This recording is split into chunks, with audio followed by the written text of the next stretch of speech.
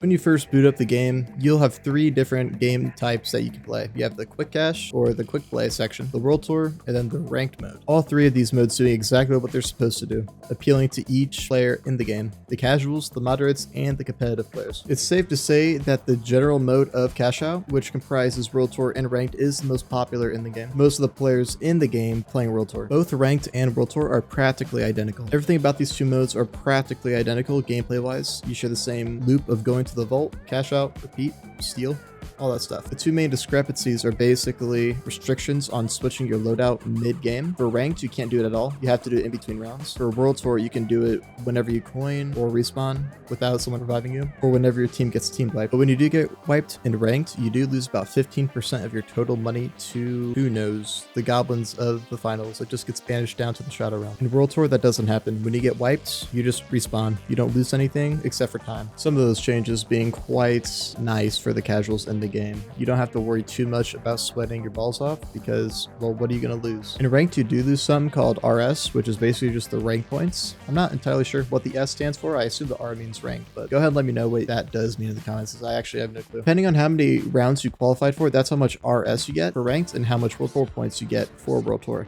Depending on your seed and ranks, these numbers can vary drastically, but in World Tour, they always stay the same.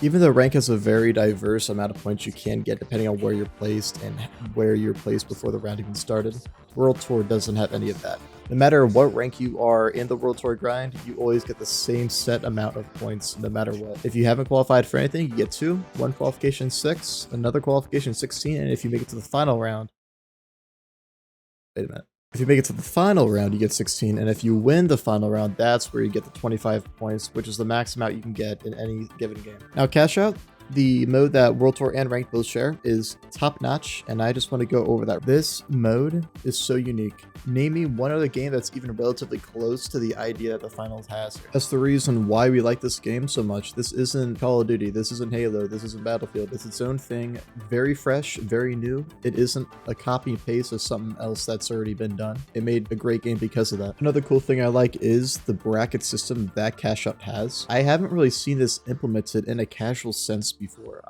Every now and then I'd see, oh look, a Call of Duty tournament. It has a little bit of a bracket system. That's cool, I guess. It was very janky. It didn't really feel very good, but the finals made it feel good and in a casual way.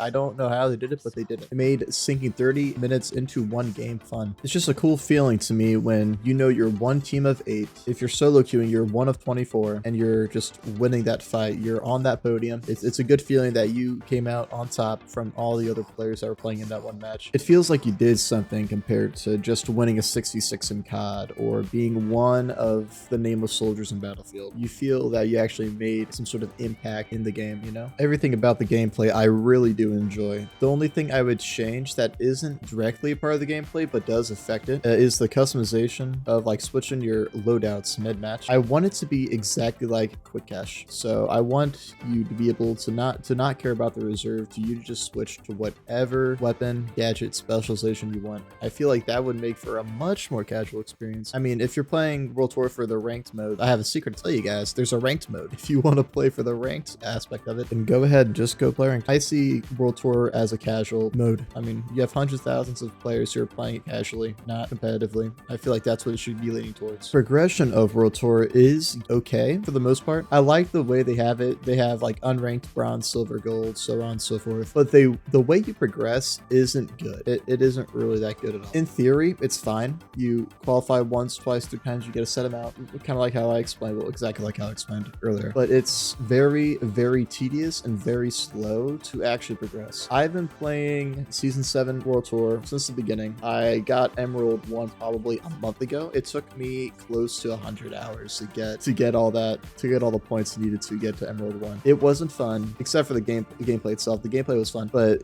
grinding just for a title, that wasn't the fun part. There needs to be something else to grind for if they're going to keep the progression the same, or they need to switch up the progression in some way. Like every 5 kills you get a point, or a different way to add points into the progression. There needs to be a switch up to either make the progression a little quicker or to have something else to grind for besides just the title of Emerald and a couple weapon skins. Of course, like always, I'd love to hear what you guys have to say about your opinions on World Tour. The biggest change I think would be the best for it would be the set amount of cash you actually bring in. I mean, I know you have guys that are at the top that have already like, what, 150 million cash, like some sort of absurd amount of cash in World Tour. If they would have gotten Emerald 1 in the first week, of course. I feel like the more cash you get inside each game, the more points you should get. Like, let's say every, what, 5,000 cash you get a point. So you don't feel like you're actually like losing like 10 minutes of your life just to get like 2 points for not qualifying. I think that's what it is. What Embark has been doing very well lately is the cosmetics in the game. If they add more cosmetics besides just the Emerald weapon skins, which are pretty cool, I'm excited to try out the Deagle weapon skins the next season. They're fine, but I don't think they're worth the 100 hours, just except if you're just looking to play the game, then there you go, you're already playing the game, so you're getting some weapons on the side. But if you're looking to grind a little bit,